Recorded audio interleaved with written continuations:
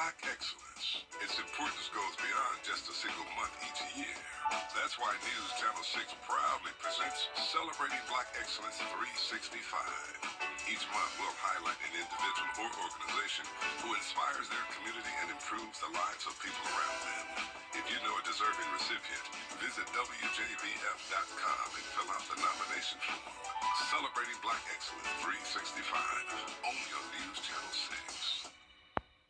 Time and temperature, brought to you by your local Honda dealer. The Live Viper 6 Skyview Network, sponsored by Terry Lambert Hyundai. The rain has moved out, but the winds continue to gust in. I'll have all the details on what you can expect in your Viper 6 forecast coming up. Right now on News Channel 6 at 4, new murals in the city of Augusta. We're going to tell you where you can check them out and the meaning behind them. Plus, reaction from patrons on the first round of tournament play at the Augusta National Women's Amateur. And calling attention to living organ donations. The importance of those as Your News at 4 starts now. Live from Television Park, this is WJBF News Channel 6 at 4. Good afternoon, everybody. I'm Brad Means. And I'm Jenny Montgomery. We do thank you for joining us. Coverage you can count on begins in Columbia County, where the Augusta National Women's Amateur Golf Tournament is now underway. Play started a bit late today because of the weather. Hannah Latier is live now from Champions Retreat with a look at how patrons reacted to everything. Hannah? Brad, Jenny, although tee times were delayed by an hour and there were a few bursts of rain earlier, that didn't put a damper on the patrons' moods as they came out for the first official round of the tournament. Besides getting to watch the world's best women's amateur golfers compete for the coveted title, they've been taking advantage of other amenities the club has to offer. Through the downpour, one building stood out, the gift shop. Stocked with new merchandise and brands this year, early morning shoppers we spoke to had to get their hands on it. It was lovely. I really liked the merchandise. I got a polo shirt from Ford, which is a new brand they're carrying this year, and it's woman-owned, and it is super cute. Anything else do you have planned for the rest of the day? We're going to get some concessions, and I hope find a nice cocktail somewhere. And Quinty had the same idea as a lot of the other patrons, and they get to do it all over again tomorrow during round 2 of the tournament, and that first group tees off at 8 a.m. For now, live in Evans, Hannah Latier, WJBF News Channel 6. All right, thank you so much, Hannah. If you are headed to the course today or tomorrow, traffic is not expected to be a big issue. Columbia County's Traffic and Engineering is constantly monitoring the areas near the course. To help with congestion, road construction in the county is on hold for now. As for parking, golf patrons will park at Grace Baptist Church on Hardy McManus Road. You'll catch a shuttle from there to Champions Retreat, which is about a 10-minute ride. One Augusta University senior is using her love of art to welcome golf fans from far and near. She painted a mural in downtown Augusta with a pretty neat message. Bria Smith joining us live near that painting, right in front of it on Broad Street, to tell us about the meaning. Bria. That's right, Brad. Well, Emily Ron says this large painting took about 13 hours to make. It's a part of the 100-day revolving mural project started by Addison Naide to help local artists gain more exposure. Ron is the current artist, and her painting welcomes golf patrons to Augusta. The mural includes bright colors and a reflection of the Garden City. It'll stay up for 100 days before it's replaced with another mural from another local artist. I took a mural class at Augusta University, and I said something along the lines of, hey, why do we not have a golf-related mural? And we met after he was on a panel, so he answered the question. He's like, yeah, we kind of do, but overall, after, he's like, do you want to paint a mural? And I was like, sure. I thought having a golf-themed mural would be really, really great for this particular week. And hopefully it will be and attract a lot of attention to downtown. You can use the hashtag EmmiesArtsyAug if you snap a picture in front of the mural and post it on any social media platform. And be sure to check it out for yourself right here at 1218 Broad Street. Live in Augusta, Bria Smith, WJBF News Channel 6. Also, just in time for ANY and the Masters, an easier commute through downtown Augusta. After months of being closed, both lanes of 13th and Telfair Streets are now open. Those closures part of a larger improvement project. It is still underway. Time now for a first check of our weather. Sherry standing by with a look at that. Yes, so it was quite a bumpy start this morning, but you wouldn't know it by our Terry Lambert Hyundai Skyview cam right now in Swainsboro. We've got some blue skies, just a few fair weather clouds, but check out the trees and the flag. They're just blowing in the breezes. It is quite windy out there. So we had some of our highest wind speeds in the past 24 hours, was mainly this morning associated with the storms. But how about 38-mile-per-hour winds in Aiken, 37 in Augusta, 29 in Barnwell. So pretty breezy this morning, and it really hasn't let off much. Right now, current wind gusts still in those upper 20s, close to 30-mile-per-hour winds right now. So where do we go from here? Well, that wind alert does continue through 8 o'clock Thursday for the counties here in Gold. So much of the CSRA under a lake wind advisory for up to 40-mile-per-hour gusts for another day. So a little bit of relief over the next couple of hours. So after sunset, we'll see them kind of die down into the teens, but we still have a breezy day ahead of us on Thursday, and that is because of our satellite and radar. We had that cold front come through, and back behind the front, the pressure gradient has tightened up, and that allows us to have those breezy conditions. So the windy conditions continue, but we will see some clearing and drying out for the next several days. I'll have all the details in your full forecast coming up. All right, we appreciate it, Sherry. Thank you. After weeks of discussions over businesses and crime, Augusta commissioners decide to leave it alone. For months, commissioners have been discussing possible probation for 2 grocery stores where deputies say crime is a concern.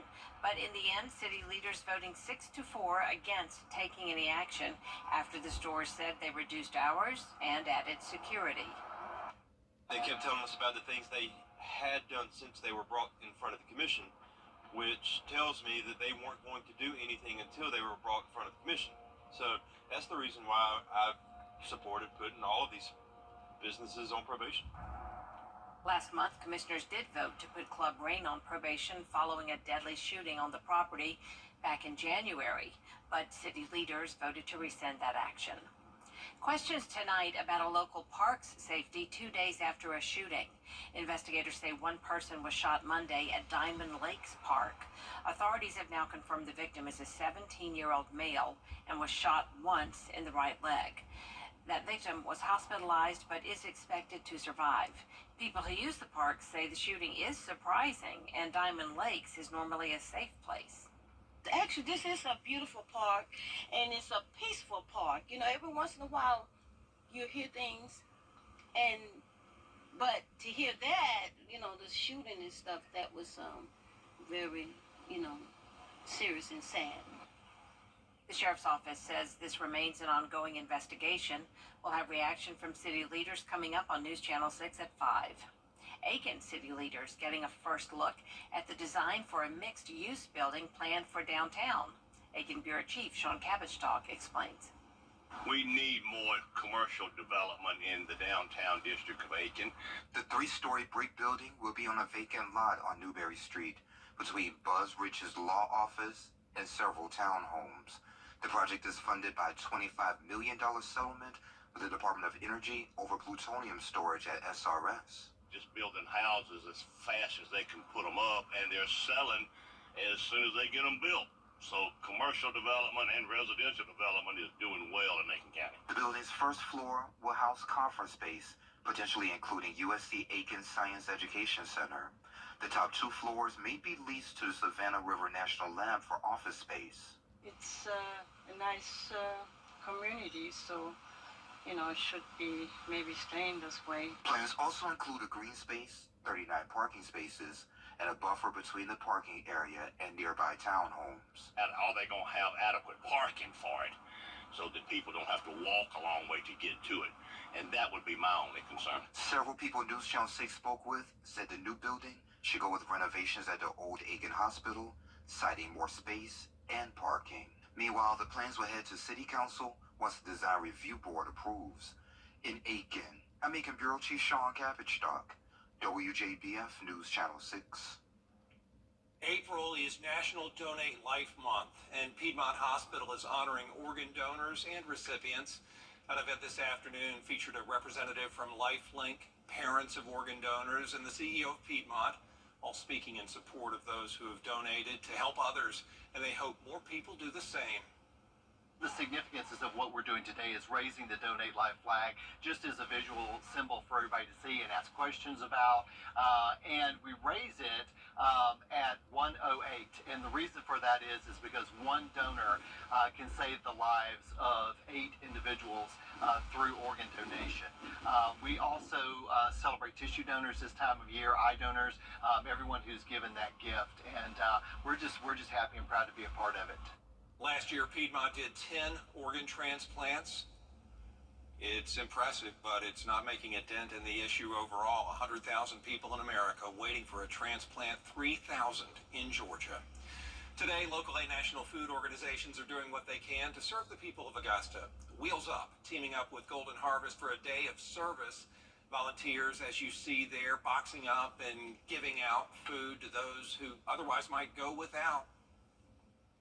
Golden Harvest does such great work. Amy and the team have been such great contributors to the food insecurity in the Georgia, South Carolina area. We partnered with them for 4 years now, and it's been really enjoyable. And if you take a look at what Golden Harvest has done from where they were just 3 or 4 years ago to where they are today, tremendous improvement.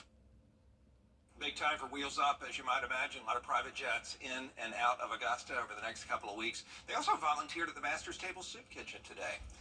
Did you know it is National Food Waste Prevention Week? South Carolina's Department of Health is trying to get people to be careful with their food, put it to the most efficient use possible, because wasted food impacts so many things: the land, water, energy, labor, you name it. So plan your meals before you shop. Don't wait to cook that perishable food in your house. Learn about date labels. Freeze items if you can, and make the most of those leftovers. And of course, as we mentioned a moment ago, food banks up and running, and they could always use your donations. Coming up, walking your way to better health. A national day calling attention to that, in fact. We'll tell you all about it as News Channel 6 at 4 continues. Weather-wise, it's a beautiful afternoon for a stroll, except for the winds. It's still pretty gusty out there, but temperature-wise, we're looking nice and clearing out. I'll have more details for you in your 5 for 6 forecast coming up. IEP 1-800-4PD info. The Parkinson's Foundation. Better lives together. Over the years, thousands of people have gotten their hands on one. And who knows, you could be next. Win your very own Good Morning Augusta coffee mug at WJBF.com/coffee club. Sponsored by Honda Cars of Aiken. Now, your most accurate forecast with WJBF Live 5 for 6. Welcome back. After a busy overnight hours into the morning, some rumbles and tumbles with the weather. You wouldn't know it by looking at the Terry Lambert Hyundai Skyview cam right now at the Augusta Marriott. A beautiful scene there with blue skies, just a few wispy clouds in there, but the winds are certainly a-blowing. So temperature-wise, looking great at 73 degrees under that sunshine. Check out the humidity at only 34%, so check. But then the winds, 21 mile per hour, sustained winds coming from the west-northwest, with gusts even higher in the 30 to 35 range. So what's causing this? We're looking at our big picture with our satellite and radar. Here's this monster system that has been wreaking havoc all over the southeast and into the Midwest over the last 24 hours. But for us, the cold front is all the way through our forecast area, and most of the moisture is now off to the coast, leaving back behind it just a few fair weather clouds for us. But also behind it, we're going to see some big changes to our forecast. So speaking of that system, looking at our estimated rainfall totals over the last 24 hours, a good bit of variance here. So just over a quarter of an inch here in Augusta, kind of in that middle swath. But check out these totals in Edgefield, over 1.5 inches, almost 2 inches in Saluda. And then on the other side of things, kind of on the other side of that swath, you got over 2 inches in Millen and right at 2 inches in Sylvania as well. So definitely hit or miss, but the places that it hit, it certainly dumped a lot of water. In fact, we do have some flood warnings in effect for McCormick, Edgefield, and Screven counties. That's a short warning, though, just in effect for the next day or so. And the good news there is we've got drier air building in, so that should dry up pretty nicely and not be a concern. So again, there's the cold front, all the moisture on that side of it, but on the back side, cooler, drier air will be building in for the next several days. In fact, check out these rain chances. It's been a long time since we've seen this. We've got a whole week of zeros there. So, of course, this rainfall total has not been updated yet for today. So that, of course, will go up, but not anything looking to add to those totals for the next couple of days, though. The main concern, though, is definitely going to be the winds. As today, again, very strong winds over the next several hours. Will die down a little bit on Thursday, but certainly still a breezy day for Thursday, and then we'll see those winds starting to normalize once we get towards the weekend. So let's look at that futurecast and see how everything plays out. So again, there's the cold front that's moving past us off to the coast over the next several hours. We'll have some passing fair weather clouds, but then overnight we see clearing. And what happens when we see clearing? Well, that allows our temperatures to really drop. But with those winds still gusting in there, I think that will keep us from really plummeting and seeing any frost or anything like that. But certainly you will tell that it'll be a good bit colder. Then we have this trough that kind of settles in Thursday night and kind of reinforces that cooler, drier air, which gives us another night with cleared skies and also some cooler temperatures. So just keep an eye on those winds to see. As long as they stay up, I think we'll be all right as far as freezing temperatures or frosty temperatures. But then we've got that high pressure that's building in on Friday, just kind of reinforcing that great weather that's going to stick around for the next couple of days. So lows tonight in the 40s, so we are just a little bit below average for tonight under those clear skies. But then tomorrow, as far as golf weather goes, I'm going to call it a birdie because we're going to have clear skies, lots of sunshine, but those winds could be a little tricky. So starting off in the 40s, then around lunchtime, right around 60 degrees, and topping off in those lower 60s tomorrow afternoon. So your 10-day forecast, lots of sunshine on the 10-day with some cooler temperatures, but still pretty nice there. But keep an eye on some of those overnight lows as we will see some 30s over the next couple of days. Kind of that last little bit of winter that we're trying to push off. Yes. Hopefully the last cold snap, but we'll see. All right, so we've got some severe weather to talk about across the Midwest and South. So not any severe weather damage, storm damage for us, but not for the rest of the country, though, right? I'll tell you what, in the last 48 hours, there were at least 20 reported tornadoes in 9 states, all the way from Texas to Ohio. So much destruction out there. That's right, and thousands of homes and businesses are still without power in several states. Rena Roy reports. Powerful storms ripping across the country. More than 300 damaging storm reports from Texas to Georgia. In Conyers, outside of Atlanta, torrential rain and powerful winds. And in West Virginia, no repair can fix that. It's total gone. In the city of Dunbar, a car crushed after a billboard came crashing down. At least 20 tornadoes reported in 9 states. A confirmed EF1 tornado tearing through Nelson County, Kentucky, ripping the roof from this building and leaving downed trees in its wake. The roof of this house also torn off, crashing into a home across the street. Top of the roof blew in and took out the dining room and then took out the upstairs room. A student at the University of Kentucky knocked off their feet by severe winds of at least 60 miles per hour. The governor issuing a state of emergency across the state. And the loss of one life, and I believe this is a young man, is a tragic occurrence, and we'll be praying for him and for his family. In Jeffersonville, Indiana, at least 10 people injured. Everybody's siding, his roofs are gone, there's insulation all over the floor. My son's friend's house gone, and tornado basically went through his roof, went from one side to the other. Drone footage capturing the magnitude of damage in Williamson County, Illinois. Roofs ripped off, some buildings gutted. Floodwaters in Ohio sinking vehicles. There was also widespread flash flooding from Missouri to Pennsylvania. Some areas getting more than 4 inches of rain. Today, flood watches issued from Washington, D.C. to here in New York City. High winds also expected. Rena Roy, ABC News, New York. For everyone. Well, one morning, me and my wife were headed to work. Bus came out right in front of us, and then I woke up hours later in the emergency room. I was worried about the health and well-being of my wife. My son contacted Austin Jackson. They took all the pressure off. They said they were handling everything. And when they meant everything, they meant everything. I would recommend Austin Jackson Law Firm because they relieve you from all the pressure. Get Austin Jackson, the Augusta guy.